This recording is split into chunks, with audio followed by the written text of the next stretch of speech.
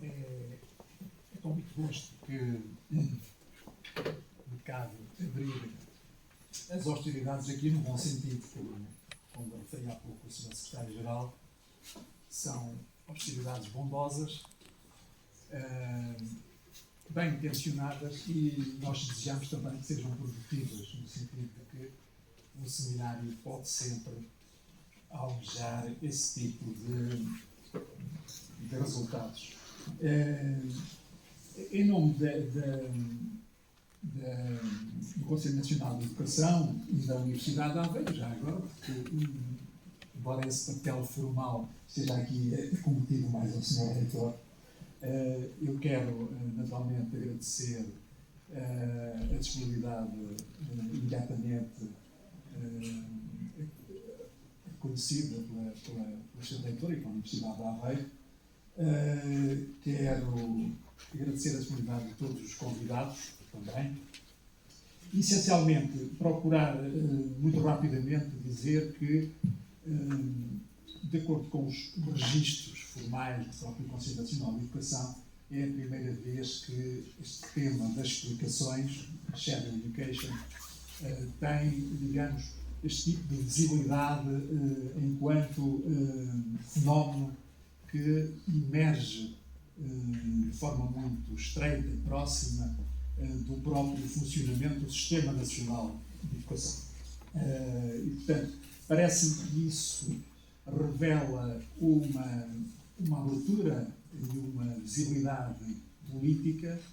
Ela decorre de alguma forma também de uma maior abertura e visibilidade académica que conquistou sobretudo nos últimos 20 e poucos anos.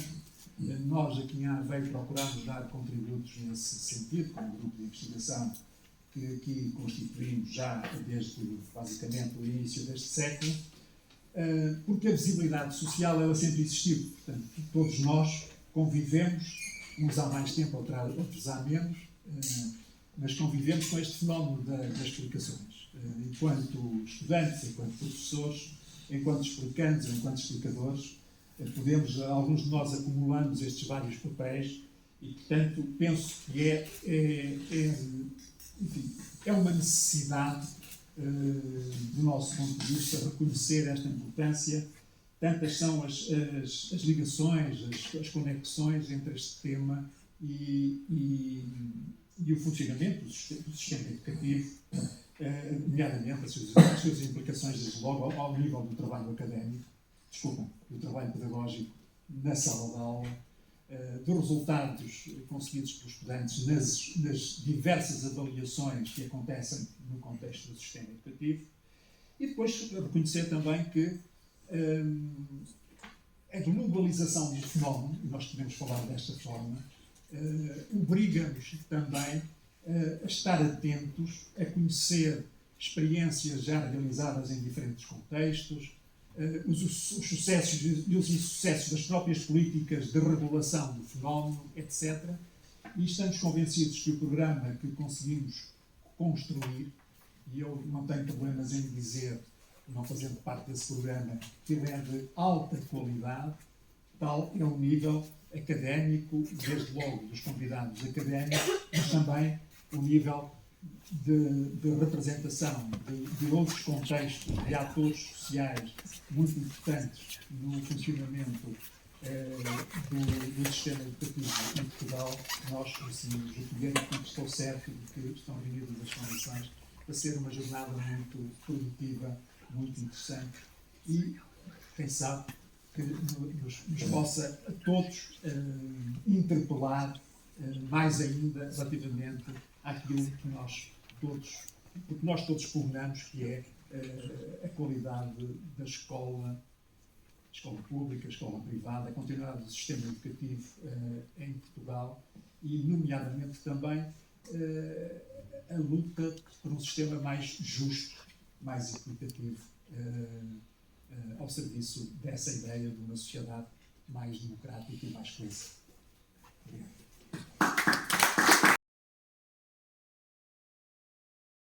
Todas e todos, queria naturalmente começar por saudar o Sr. Reitor da Universidade de Aveiro e muito particularmente a sua disponibilidade para, em parceria com o CNE, organizar este encontro. Um encontro que se reveste uma particular importância, que já foi referida pelo professor António Neto Mendes, tendo em conta enfim, as diferentes dimensões que o fenómeno das explicações pode abranger, as dimensões éticas, políticas, sociais e por aí fora. E naturalmente eu queria também saudar, mas antes disso eu queria dizer que é sempre muito bom regressar à Universidade de Aveiro, sinto-me muitíssimo bem. Eu fui professor com muita honra desta universidade durante cerca de 12 anos e é bom rever os colegas aqui presentes, já vi alguns, e ex-alunos, que um deles até hoje vai tomar posse como diretor do Departamento de Matemática, o que me torna um jovem, não é? Portanto, já foi meu aluno, um brilhante aluno, e eu gostava de sublinhar quão bom é regressar aqui à Universidade. E continuando, naturalmente queria cumprimentar e saudar o professor Mark Bray. Thank you very much for being with us in this seminar. I really appreciate it. We are all looking forward to hearing you. E, portanto, o professor Mark Bray, nós tivemos a oportunidade de conseguir trazer aqui à Universidade de Aveiro, aproveitando uma estadia sua na Europa, porque ele é professor da Universidade de Hong Kong, com a cátedra da Unesco de Educação Comparada. Saudar também, muito particularmente, o Sr. Juiz Conselheiro, Dr. Álvaro Labrino Lúcio, pela sua resposta positiva ao meu desafio para nos vir falar nesta sessão de abertura. E, naturalmente, saudar todos os presentes, dirigentes do Ministério da Educação, Dr. Presidente do IAD, Sr. Inspetor-Geral, Sr. Inspetor-Geral de Educação e Ciência, espero não estar a falhar mais, cumprimentar os colegas aqui presentes e todas as pessoas que foram convidadas e que se inscreveram para aqui estar no dia de hoje. As expectativas que temos relativamente a esta discussão são elevadas porque o Conselho tem a preocupação, e tem tido essa preocupação, e vai continuar a ter a preocupação de trazer para a discussão pública questões que, embora não sejam muito mediatizadas, são questões que consideramos relevantes para percebermos melhor os seus contornos, visto que não há aqui qualquer ideia de cruzada contra ou a favor das explicações, não é nada disso que se trata. Trata-se de estudar o fenómeno, trata-se de refletir sobre uma situação que, aliás, tem fortes e bem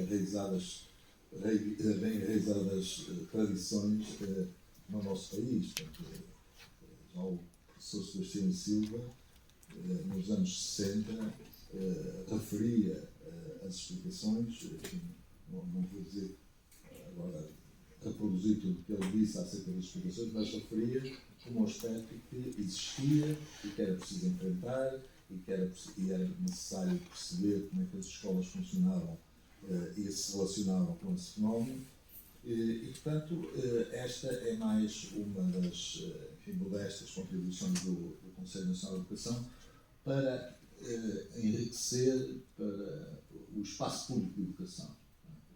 O espaço público de educação é frágil, nós, apesar de muitas iniciativas, nem sempre aprofundamos os fenómenos que nos preocupam e, portanto, é para isso que aqui estamos e agradeço a todos aqueles que estão presentes a sua colaboração e, muito particularmente, aos intervenientes nos painéis, aos conferencistas que temos presentes, no fundo, pessoas que pertencem às universidades que se têm dedicado mais regularmente, com mais profundidade, a este assunto em particular, que é o caso da Universidade de Aveiro, que tem um grupo de investigação significativo, e o caso da Universidade do Minho, que tem também produzido investigação significativa neste campo. Portanto, Sejam muito bem-vindos, espero que seja um dia bem passado para todos e passo imediato a palavra ao Sr. Juiz Conselheiro Álvaro Ladrilho Nunes.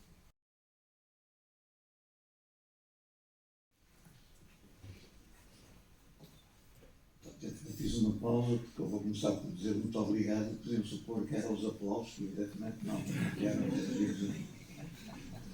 Mas a minha primeira palavra é evidentemente para vos saudar a todas e a todos, para vos cumprimentar, na pessoa do magnífico leitor e do Sr. Presidente do Conselho Nacional de Educação, agradecer o convite que me trouxe até aqui, manifestar o imenso prazer que tenho em estar na Universidade de Aveiro e, se me deixarem, uma nota estritamente pessoal, o prazer que tenho em estar neste auditório com o nome de uma pessoa que eu muito estimo e que eu muito prezo, que eu muito admiro, o professor Carlos Loureiro. É, portanto, com imenso prazer que estou aqui. Evidentemente que neste agradecimento incluo também, como não podia deixar de ser, a pessoa do professor António Neto Mendes, também aqui presente na mesa. E começo por vos pedir autorização para vos dar eu uma explicação. Porque, evidentemente, o conteúdo dogmático diferente daquele outro tipo de explicações que aqui mostrar, mas de qualquer forma uma explicação. Eu recebi um convite para aqui estar, para vos dizer algumas palavras, como agora vai acontecer, vindo da parte do professor Domingos Fernandes. Me telefonou, muito gentilmente, dizendo-me que queria que eu viesse falar sobre este tema estranho, as explicações, relações com a escola e a sociedade. Ora, eu devo dizer-vos, e isto um esclarecimento que eu não posso deixar de vos dar, que eu tenho vindo, porventura aqui eu digo com algum despudor, a falar muito sobre a educação e a escola, com intervenções sucessivas, a partir de convites generosos, gentis, que me chegam das próprias escolas, mas fazendo sempre, começando por dizer sobre esta matéria, essa, a educação e a escola, nas várias vertentes que me levam a refletir sobre o tema geral, eu tenho sempre começado por dizer que nessa matéria eu sou um profano que venho falar, como venho falar quando venho falar às escolas, aos sacerdotes do templo, no próprio templo e sobre um culto que eu não pratico. Então porquê é que vem? Perguntar-me-ão. Até agora ainda ninguém perguntou. Mas percebo sempre nos olhares das pessoas que essa seria a pergunta. Então se é assim, porquê é que vem? Eu digo, eu venho porque eu venho do lado dos alunos, que são também uma coisa que às vezes acontece na escola, que é haver aluno. E como eu tenho algum conhecimento sobre os direitos das crianças, é a partir dos direitos das crianças que eu resolvo entrar pela escola dentro e conversar com os senhores professores e com os senhores professores acerca da educação e da escola. Ora bem, eu podia chegar aqui hoje e dizer-vos que nesta matéria das explicações eu também sou um profano. Mas isto seria revelador de uma vaidade que eu, apesar de tudo, não ostento. É que sobre esta matéria o que eu sou verdadeiramente é um ignorante. E agora sim pergunta-lhe, bem, mas então porquê é que veio? E há duas razões, uma afetiva que não vos diz nada, nem legitima a minha presença junto de vós, embora legitime a aceitação do convite, e que é a estima que eu tenho pela pessoa do Sr. Presidente do Conselho Nacional de Educação. E por isso lhe disse mesmo, se o meu quer amigo quer pôr à prova a minha estima por si, eu vou mantê-la e lá irei. Mas não posso deixar de começar por dizer que venho aqui falar sobre um tema na minha estrita condição de ignorante. Vamos, de certo modo, admitir que eu trago aqui ainda alguma ressonância clássica e serei um ignorante socrático, isto é, eu poderei então dizer que de explicações só sei que nada sei. E como só sei que nada sei, aquilo que eu decidi vir aqui fazer, e isso pareceu-me que não ficava mal numa sessão de abertura, foi fazer perguntas, deixar perguntas, a partir justamente da ignorância que então me legitima. embora isto vos possa parecer paradoxal, apesar de eu reforçar aquilo que acabei de dizer, não deixo de renovar o meu agradecimento pelo convite que aqui me trouxe. Ora bem, e então eu vou fazer em voz alta aquilo que foi o pensamento que eu fui elaborando muito apressadamente, e o Sr. Presidente também sabe porquê, para poder estar aqui a conversar convosco com algum aprazimento meu e com a ilusão de que algum aprazimento vosso pode haver também nesta minha breve intervenção. Em primeiro lugar, partir das explicações como uma realidade insuscetível de proibição. As explicações existem, eu diria quase desde todo o sempre, e são pela natureza da sua própria designação uma coisa boa. Porque de duas uma explicação pressupõe sempre a necessidade dela, e a necessidade dela justifica por si própria, e portanto as explicações não são em si, vistas na sua ontologia própria, alguma coisa que nos leve ao exercício de um juízo entre a bondade ou a maldade delas próprias. Eu diria que elas são neutras, enquanto bondade ou maldade de si mesmas, e têm evidentemente uma vocação que é o de responderem a uma necessidade sempre que ela é solicitada. Mas não sendo elas, e bem, suscetíveis de proibição, são naturalmente suscetíveis de regulação. Elas existem, não podem ser proibidas, repito, e portanto vão continuar a existir. A questão não está, pois, em saber se elas devem existir ou não.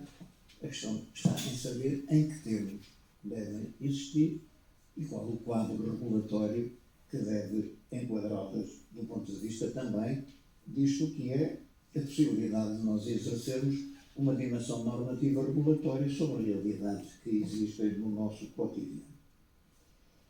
E para isto eu passei à fase seguinte, que foi tentar avaliar as explicações em perspectiva. Isto é, avaliá-las no contexto em que elas têm lugar, partindo de um ponto de vista no sentido, eu diria, epistemológico do termo. E o ponto de vista que eu escolhi para olhar as explicações foi o da escola pública portuguesa. Eu sei que também há explicações que ainda servem para o ensino privado, mas não é isso que vos vou trazer agora. Partindo da escola pública portuguesa, caracterizada na sua intencionalidade como uma escola democrática, portanto, de massas e de inclusão universal, ou de propósito de inclusão universal obrigatória. Eu digo isto porque entendo, e julgo que isto não é discutível, que uma escola pública que determina a sua frequência obrigatória tem de assumir para si própria a obrigação da inclusão universal, que se torna essa obrigatória para as políticas públicas e para o exercício da atividade cuja frequência é imposta obrigatoriamente pelo Estado. E então, a esta escola pública, democrática e de inclusão universal obrigatória, as explicações surgem como um instrumento de ensino privado. E um instrumento necessariamente chamado a ser incorporado no conhecimento interno do funcionamento da escola pública, no sentido de estabelecer, na perspectiva regulatória da que eu vos falei, uma relação aqui das explicações e da escola. Não ainda imediatamente da sociedade, já lá iremos. Ora, o que nós temos aqui é uma dimensão de ensino privado que, não sendo proibida e devendo ser regulada, deve ser na relação intrínseca com o ensino público ou com a escola pública, democrática e de inclusão universal. Se eu viesse fazer humor, dizia que aqui nasce, sabe-se lá vinda de onde, uma nova configuração de parceria público-privada. Mas o melhor é deixar deste tipo de pensamentos anquilosantes e que podem pôr em causa depois a natureza ética da nossa relação com o problema, limitemos apenas a dizer que há aqui um encontro entre ensino público e ensino privado. É assim, e então a partir daqui vamos avançar para um outro degrau, considerando que esta dimensão do ensino privado integra um ensino fora das políticas públicas de educação, criando à volta da educação alguma coisa que, podendo vir a interessar essas políticas públicas, originariamente nasce fora dessas políticas públicas. Então, as explicações no estado atual da arte constituem o quê? E eu vou sugerir-vos uma designação, pedindo-vos que não façam leituras perversas estruturadas na designação que eu vos vou sugerir. O que nós temos aqui é as explicações a integrarem o campo das indústrias privadas da educação.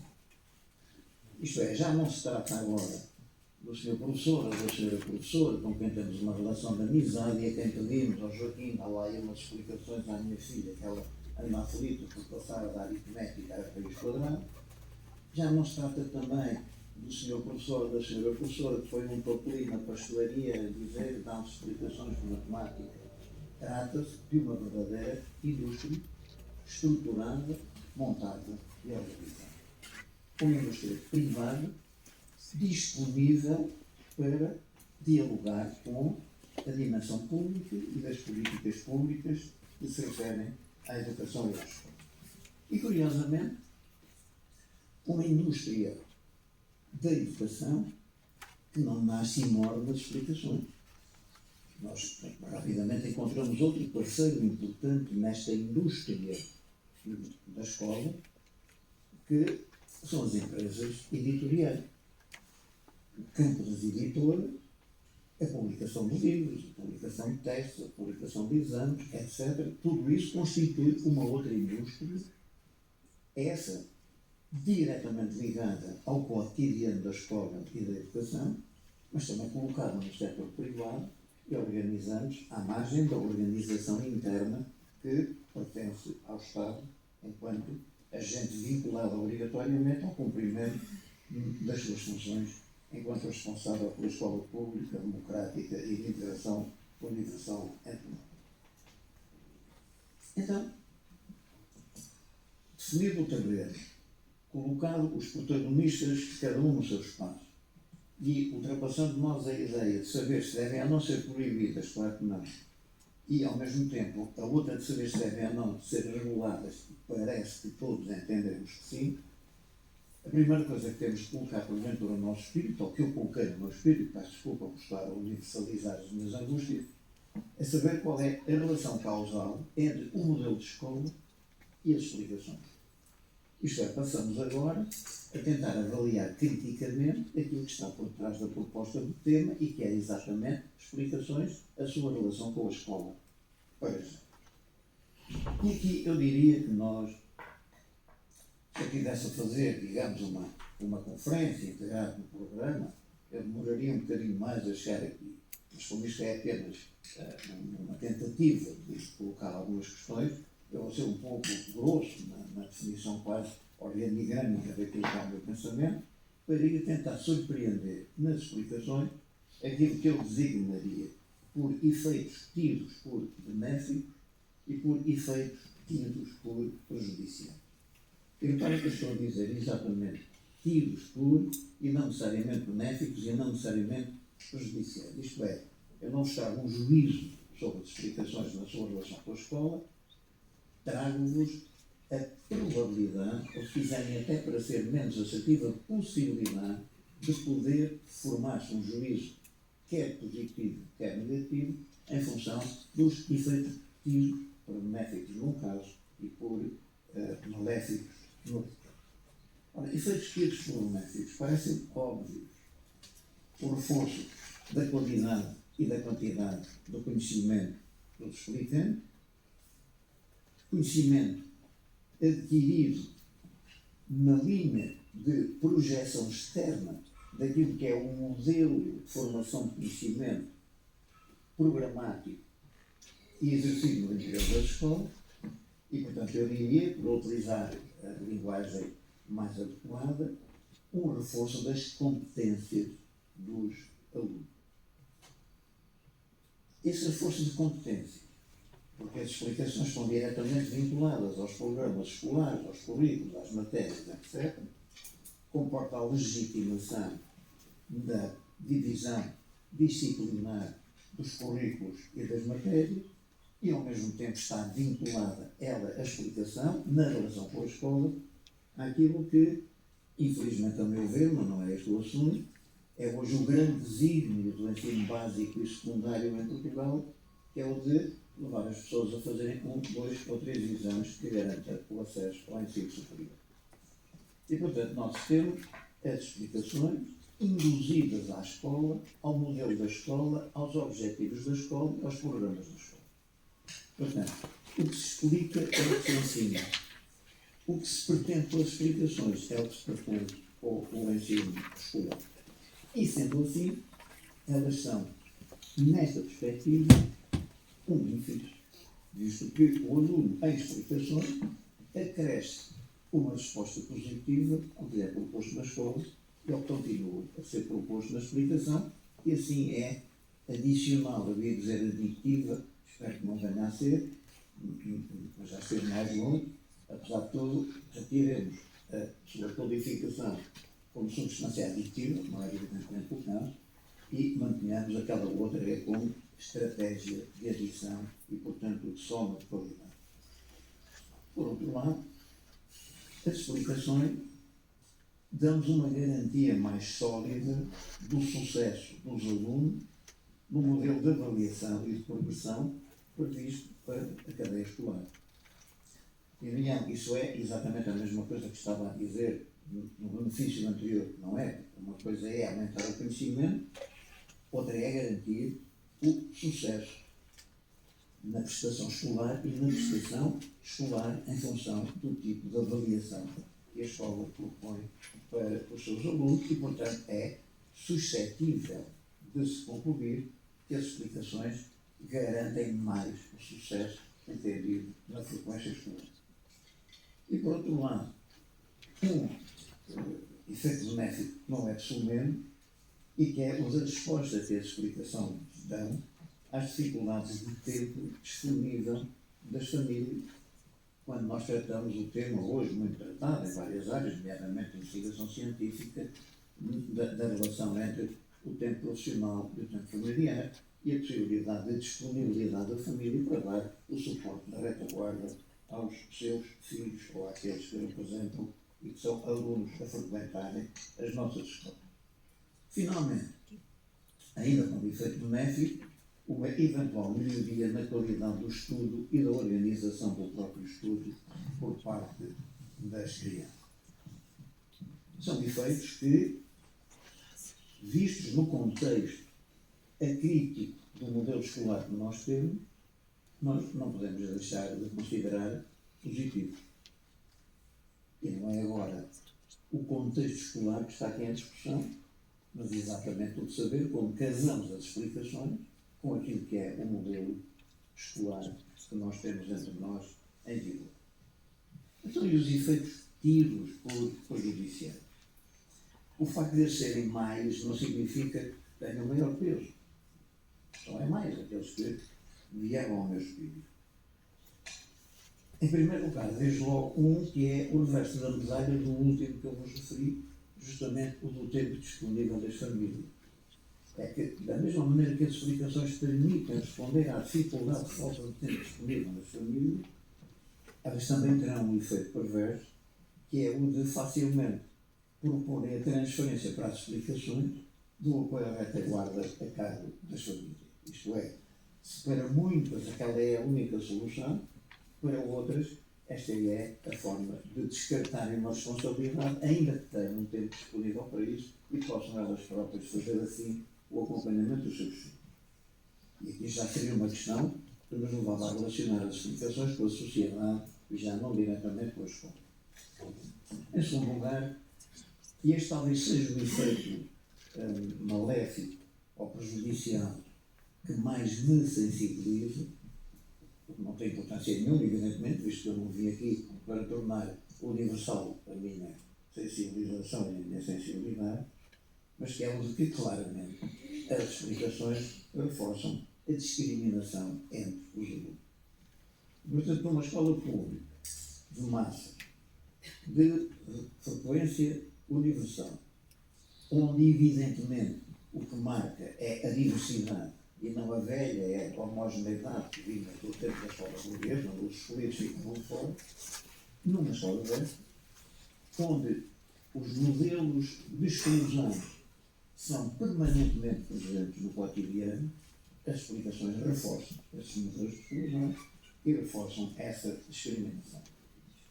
Eu diria, se nós considerarmos que o estar na escola é já uma resposta à igualdade de oportunidades, e eu estou a pôr a questão assim, deixem-me dizer só para esclarecer, eu entendo que não, eu entendo que o entrar para a escola não é uma igualdade de oportunidades, a escola é que vai gerar a igualdade de oportunidades à saída. Isto é com a educação que se tem igualdade de oportunidades e não com o entrar numa escola que se tem igualdade de oportunidades. Entra-se na escola para vir a ter igualdade de oportunidades. Mas ainda assim, essa igualdade de oportunidades vai-se construindo ao longo do tempo escolar.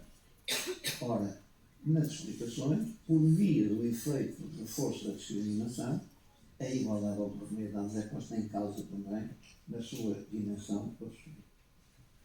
Por outro lado, as explicações podem conter em si o germen de uma corrupção, não corrupção económica, financeira, como nós costumamos trabalhar, mas corrupção, se quiserem, dos critérios de avaliação dos alunos em termos comparados. Isto é, quando nós avaliamos dois alunos, um tem explicações e outro não, nós avaliamos os resultados, mas nós estamos a incorporar na avaliação a circunstância diferencial de um das explicações e o outro não o tem. E, portanto, há uma corrupção no critério de avaliação do aluno. A não ser que nós mantenhamos um modelo em que a avaliação é apenas dirigida aos efeitos e não há as condições para atingir os próprios efeitos, e que, portanto, uma avaliação que apenas tem uma dimensão psicométrica, ou se quiser, omniavaliativa, como nós que cabe hoje à escola, e não uma avaliação relativa que toma em conta as condições e as possibilidades que cada um tem para atingir um determinado grau de conhecimento. E da mesma maneira que esta corruptela vai invadir a avaliação dos alunos, ela vai invadir também, e este é outro efeito negativo, os próprios critérios de avaliação das escolas, nomeadamente em termos comparados, e se nós quisermos, em termos finais de ranking das escolas. Não vale a pena dizer para as escolas exatamente o mesmo que eu estive a dizer para os alunos. Uma escola com graves problemas de integração ou de inclusão, justamente pela natureza socioeconómica e cultural dos seus alunos, tem muitíssimo mais mérito numa média alta de avaliação do que uma escola com alunos altamente privilegiados tem numa dimensão alta da própria avaliação. E, todavia, no ranking, pessoas umas atrás da outra, naturalmente, se o ranking tiver sobretudo em conta, agora já há algumas tentativas de ir mistismando, mas tiver sobretudo em conta os resultados finais. Depois, as explicações conduzem também, ou podem conduzir, e isto resulta da literatura já feita acerca do tema das explicações, a uma diminuição da responsabilidade dos professores como garantes de aprendizagem. E aqui nós teríamos que ficar a falar dos professores, mas era dos maus professores que tínhamos que falar, e portanto, como não há aqui nenhum, não vale sequer a pena estar a falar nisso. E também não há muitos, mas evidentemente também há maus professores, poucos sítios, por razões, e às vezes calham aos alunos. Ora, o mau professor para mim qual é? É aquele que sabendo a matéria a dá. E depois de a ter dado, a única forma que tem de saber se o aluno a recebeu é pedir que a devolva. E a devolução é feita nos testes. E o mau professor, tirando evidentemente as grandes dificuldades comuns a todos os professores, bons e maus, mas o mau professor tem a vida tranquila. Dá a matéria, faz testes, avalia e classifica. Este mau professor gostará muito que haja explicações que possam, no fim de contas, vir aqui no ar a ideia, talvez ele, com um bocadinho de esforço, pudesse ter conseguido levar os alunos a ir um pouco mais além. Isto é, o mau professor gosta das explicações porque se sente desresponsabilizado do resultado final dos seus alunos. E esta mesma diminuição acontece com os alunos, que também, em vez de estarem a ouvir a maçada das explicações da aula, remetem a sua responsabilidade educativa para, no fim do dia, quando vão trabalhar com os explicadores que lhes ensinam mais ao pé, de uma maneira, porventura, mais dialogada e que os fazem aprender mais depressa, e, portanto, não vale a pena agora estar na escola com atenção àquilo que os professores estão a dizer, como se fosse um momento decisivo para a sua própria formação. Depois, com as explicações, nós podemos ter o reforço do peso do currículo formal, penalizando a formação global e holística dos alunos. Como sabem, todos que leem Jorge Steiner, por exemplo, há muito tempo que ele defende, mas entre nós, até o Eugênio de Lisboa, vejam lá, também já defendeu isso há muitos anos, uma escola da lentidão. Isto é uma escola construída sobre o tempo dos alunos, sobre o tempo das crianças. E uma escola que dê às crianças o tempo de o perder, de fazer coisas que não lhe importam, de ler livros que não lhe interessam, de fazer os jogos que não têm interesse nenhum, de ir a concertos que não valem nada, fazerem, gastarem o seu tempo e crescerem eles próprios, projetarem as suas capacidades nesse tempo.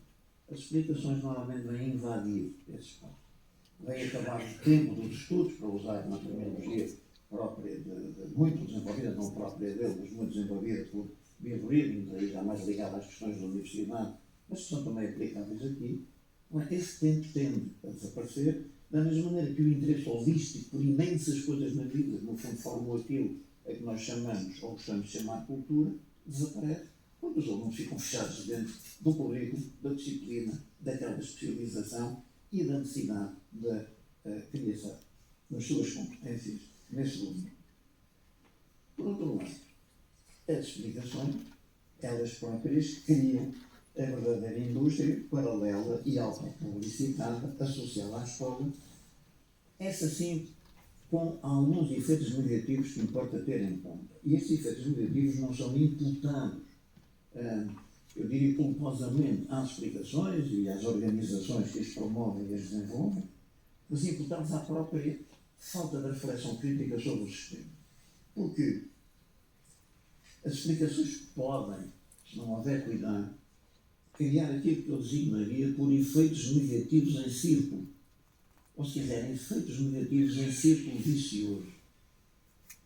Como é que ele se desenharia? Dizendo isto, as explicações vivem do atual modelo de avaliação escolar, testes e exames, reforça o sentido dessa avaliação psicométrica, ou valorimétrica, e, portanto, não individualizada, mas estereotipada, promove a indústria paralela dos testes e dos exames, porque é muito sobre os modelos de testes e de exames que as próprias explicações se desenvolvem, legitima em via de regresso o modelo de avaliação, porque é justamente na avaliação escolar que os explicadores avaliam o efeito benéfico das suas próprias explicações e, portanto, os testes e os exames dos alunos passam a ser importantes, quer do ponto de vista originário, quer do ponto de vista final, para a avaliação da própria qualidade da explicação e, no limite, reforçam a exclusão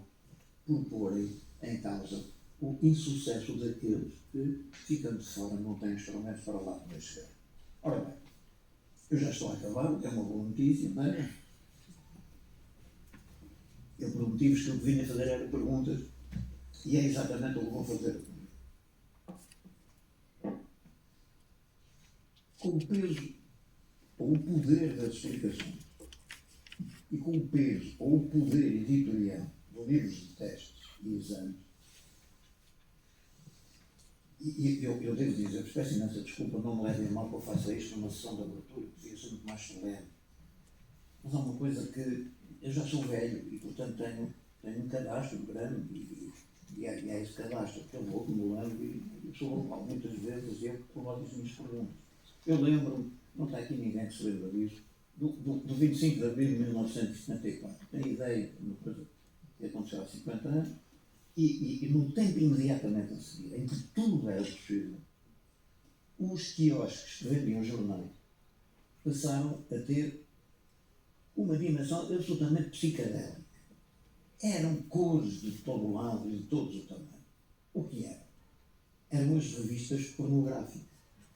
As minhas amigas e os meus amigos livraram-se disso. Sou mais novo.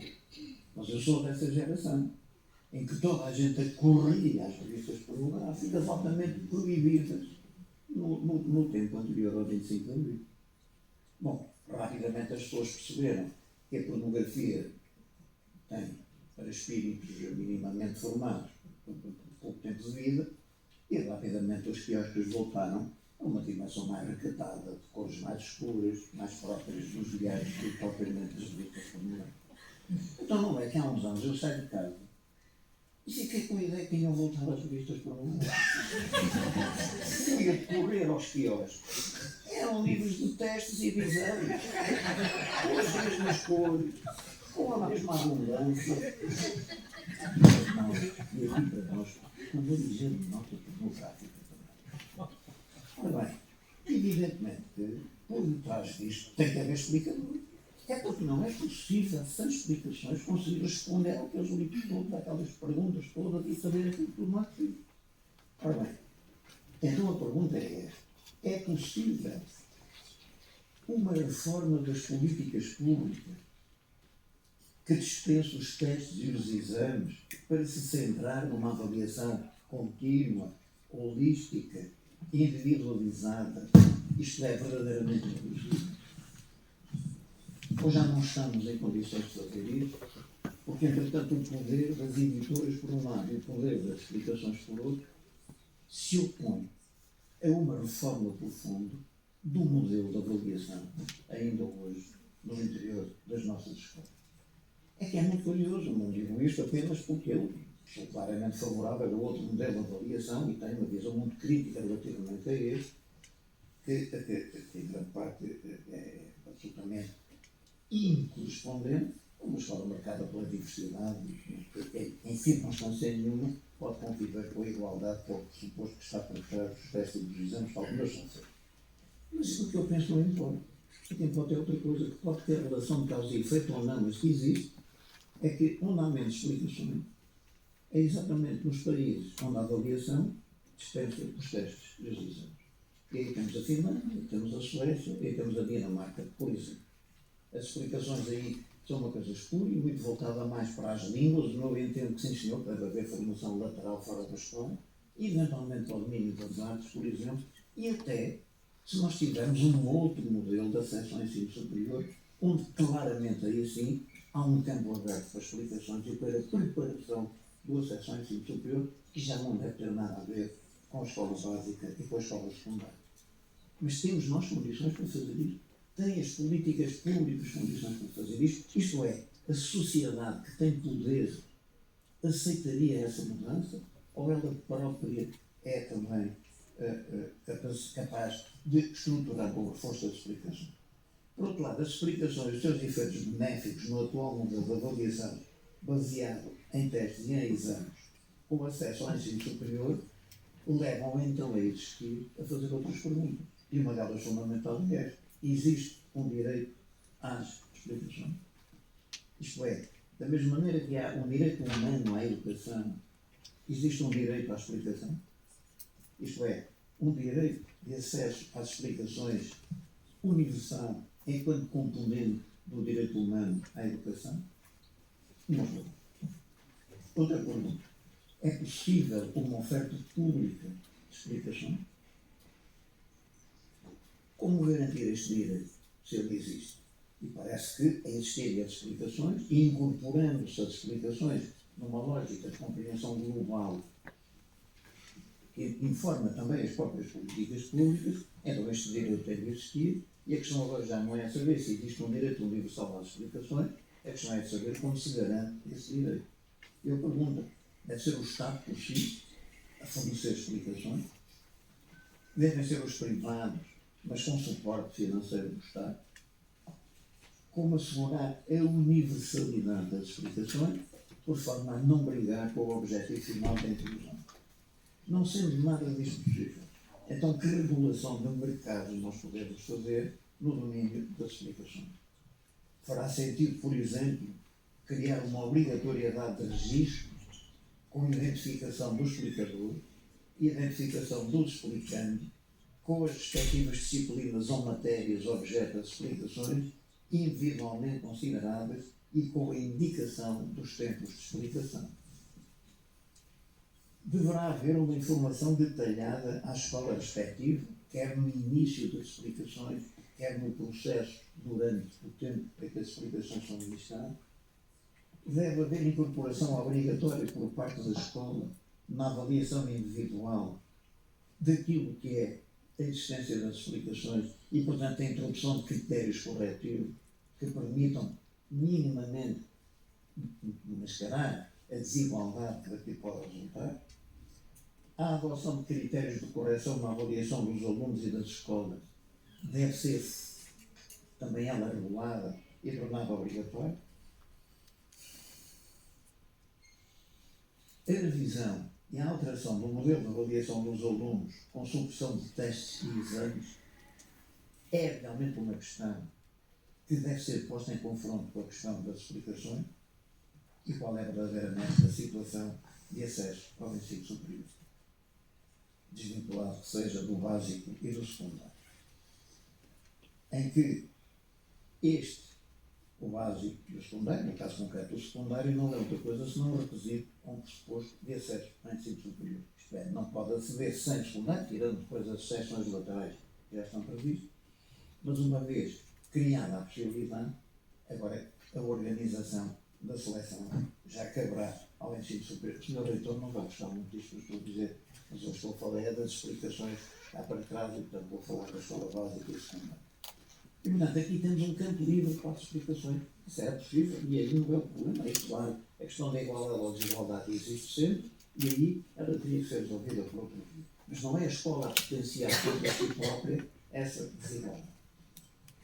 Senhores professores, meus excelentíssimos, eu ia dizer amigos, mas não sei se ainda são, agora depois acabou de dizer.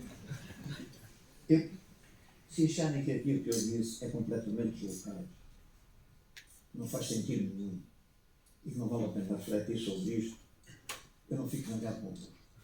Eu comecei por vos dizer que era um ignorante e comecei por vos dizer que apenas vinha fazer perguntas. E comecei por vos dizer que se eu sei alguma coisa é sobre direitos da criança.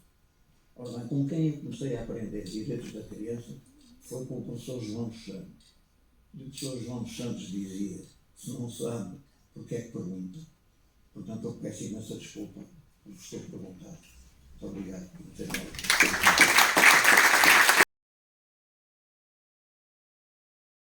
Naturalmente, cumprimento a sua mesa, Sr. Presidente, Sr. Luís Conselheiro, caro colega António Mendes, todos os presentes, Professor Mark Gray, thank you for being here, thank you for flying across the world to be here today. It's a privilege to have you here to talk about shadow education. E a todos vós aqui presentes, olho-vos um reitor apreensivo, preocupado, para não dizer nervoso, porque tendo o Sr. Luís Conselheiro feito tanta pergunta e falando eu a seguir a ele, provavelmente imaginarão que eu agora darei respostas. Então é essa a minha missão aqui. A minha missão é simplesmente dizer-vos que são muito bem-vindos à Universidade de Aveiro. Estou extremamente orgulhoso e feliz por ver aqui reunido o Conselho Nacional de Educação nesta sessão sobre um tema que é tão importante para a sociedade e para a educação.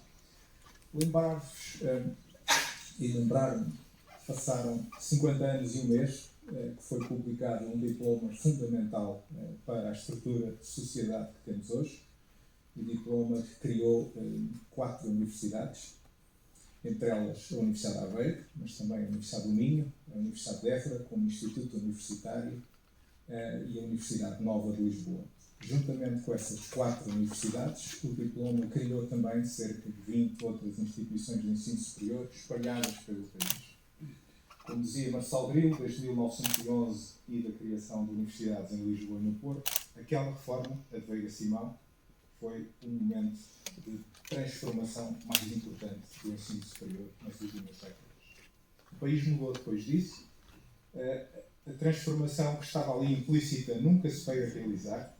Na verdade, o regime em que ela foi sugerido era incapaz já de fazer aquela transformação e aquela renovação. E foi a Revolução de Abril, que veio pouco depois, colorir os quiosques e as bandas e as bancas, mas também fazer crer que tudo era possível, inclusivamente aquilo que lá estava escrito, ter no escalão etário dos 25 aos 34 anos 9% de portugueses com ensino superior. São, em 2022, salvo erro, 44%. O país mudou muito e a educação também, porque não se pode ter ensino superior se antes do ensino superior não houver igual cuidado. Na verdade, Veiga Simão criou também uma lei de bases para o sistema educativo, em que aumentou a escolaridade obrigatória e em que deu passos que esses nunca vieram a ser dados de todo naquele regime para a transformação da educação. Durante estes 50 anos não foi só a educação que mudou, o mundo mudou. Mudou muito a tecnologia, mudou muito o mercado, mudou muito o emprego, a economia. E criaram-se desequilíbrios entre a sociedade, a educação, as gerações. Talvez por causa desses desequilíbrios, iniciativas como as explicações tenham ganho o seu espaço, tenham tirado partido desses desalinhamentos. E é por isso importante que um órgão como o Conselho Nacional de Educação, nas suas múltiplas iniciativas e capacidades, olhe para a sociedade, para a educação, para esses desequilíbrios e faça uma análise profunda, uma análise com todos os parceiros relevantes para isso, com todas as figuras, quer as que se declaram ignorantes e fazem perguntas, quer as que se declaram mais sábias e poderão dar respostas, com vista a termos um país melhor, uma educação melhor no futuro. A Universidade de Aveiro estará sempre disponível para participar nessas discussões, para as acolher aqui. Fomos pioneiros na área da educação, na área da formação de professores, nessa altura em que o país que queria tantos estudantes não tinha como lhe chegar em termos de professores. Continuamos a ter problemas a esse nível 50 anos depois e a Universidade de Aveiro continua empenhada em contribuir para a sua solução. Surgem novidades quase todos os anos, por exemplo, a inteligência artificial generativa, a sua capacidade de gerar mini-ensaios, até de os compor de forma colorida, com imagens alusivas e pertinentes, explicar textos, de entrar até dentro de imagens e fazer uma análise das mesmas, de entrar em sistemas complexos, como o legislativo, ou estruturados, como a programação de computadores, e guiar, aconselhar, ajudar de uma forma que nós não estamos ainda em condições de avaliar sequer se é correta ou não. Por isso, um olhar permanente sobre estas questões parece-me interessante, útil, urgente, necessário. E este Conselho pode certamente fazê-lo e está em condições de o fazer muito melhor do que outros órgãos que ocasionalmente a isso se dedicam. Meus senhores, minhas senhoras, muito obrigado, Sr. Presidente, muito obrigado por tudo. Desejo-vos um ótimo dia de trabalho na Universidade de Aveiro. Sejam bem-vindos.